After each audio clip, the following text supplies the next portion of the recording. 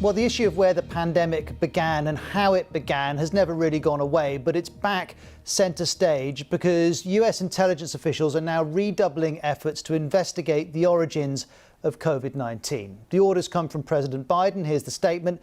It says the intelligence community is split on whether the virus came from human contact with an infected animal or emerged in a laboratory accident. You've probably heard the laboratory theory before. Is that the virus emerged from here, the Institute of Virology in Wuhan. This is one of China's top virus research labs. And we already know that the city became the first epicenter of the virus. But the questions are, where did it originally come from? Some believe the lab is where it started. Here's the White House spokesperson, Karine Jean-Pierre, on this new investigation. The President is asking the U.S. intelligence community, in cooperation with other elements of our government, to redouble efforts to collect and analyze information that could bring the world closer to a definitive conclusion on the origin of the virus and deliver a report to him again in 90 days. Well, let's work through what we do know about the origins of COVID. Scientists largely agree it came from animals. It's thought most likely that that animal was a bat. That was the case with the SARS virus. And either it was transferred directly from a bat to humans or via an intermediary animal. We also know in February 2020, a group of 27 prominent public health scientists published this letter saying, "We stand together to strongly condemn conspiracy theories suggesting that COVID-19 does not have a natural origin." The conspiracy theory they're referring to is one that the virus was man-made or was engineered in this Wuhan lab. We're not going to talk about that today. There's no evidence that took place. What we do know is that recent coronaviruses have emerged in humans that originally originated in animals. We mentioned SARS, connection to bats. Then there was MERS, which is thought to have come from camels. And that jump from animal to human can happen naturally. Professor Dale Fisher says it remains the most likely explanation. The evidence about a more natural species jump is that this is how it's happened for centuries, especially over the last 40 or 50 years, that viruses mutate and they jump species, and we just haven't found that link yet. But let's be clear, so far efforts to discover the natural source of COVID-19 have failed. So let's look at the laboratory leak theory in a bit more detail and how it's being investigated in the US. At the beginning, China said the virus originated here, a wet market in Wuhan. It said the virus probably jumped from wildlife in the market to humans. Now, though, that's not thought to be the most likely explanation because many of the first reported cases had no known links to the market. Which brings us to Wuhan's virology lab. We know the lab studies coronaviruses by collecting bats from around China. At the start of the pandemic, one Chinese scientist wrote that the virus probably originated from a laboratory in Wuhan, but that report was then removed. Then in 2020, the Washington Post reported that 2 years before the pandemic, US officials visited the lab and sent official warnings back to Washington about inadequate safety. The theory is that while carrying out studies, a human in the lab was accidentally infected with the virus. Professor Ravi Gupta picks up the story. Of course, SARS could have spilled over from an animal reservoir, just like other coronaviruses. But the hypothesis also exists that a lab in Wuhan that had one of the few high-level containment laboratories in China was also working with coronaviruses from bats and other species, and therefore that there is a realistic possibility that that one of these viruses had managed to escape in some way. So it should be explored properly in our view. Now, I want to be clear. Many scientists think it's just coincidental that Wuhan has a lab that studies viruses. Here's Professor Fisher again. The evidence for the lab really is that there is a lab. There's nothing else particularly stronger about that.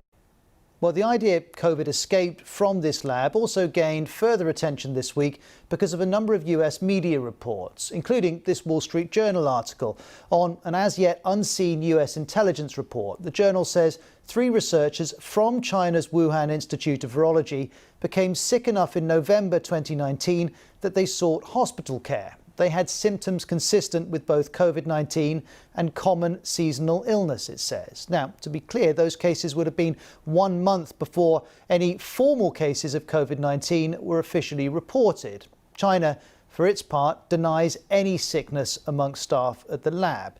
And then we have America's top infectious diseases expert who, through the last few months, has tended to dispute the lab theory and is now saying this. No, I'm not convinced about that. I think that we should continue to investigate what went on in China until we find out, to the best of our ability, exactly what happened. Certainly, the people who've investigated say it likely was the emergence from an animal reservoir that then infected individuals, but it could have been something else. We should also add the origins of this virus have already been investigated. In February, the World Health Organization sent a team to Wuhan, and this was the joint WHO-Chinese report.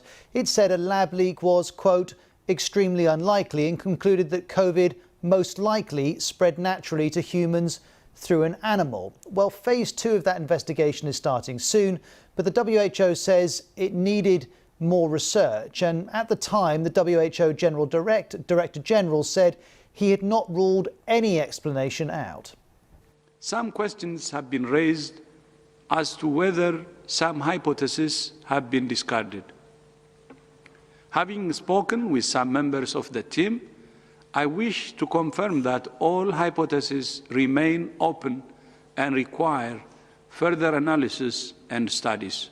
Now, at the time, that WHO investigation was criticised by the US. It said China had withheld information about the virus outbreak from those WHO investigators, and they voiced concern that China co-authored the report. In February, the White House National Security Advisor Jake Sullivan said it is imperative that this report be independent, with expert findings free from intervention or alteration by the Chinese government. And the White House says its new investigation has been ordered because of a lack of transparency from China.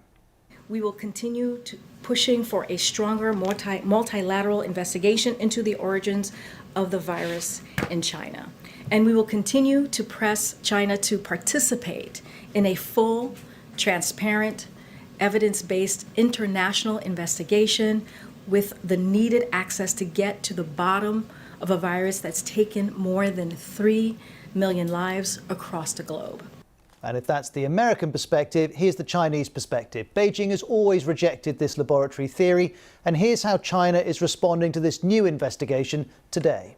Some people in the US are spreading conspiracy theories and disinformation, such as a laboratory leak.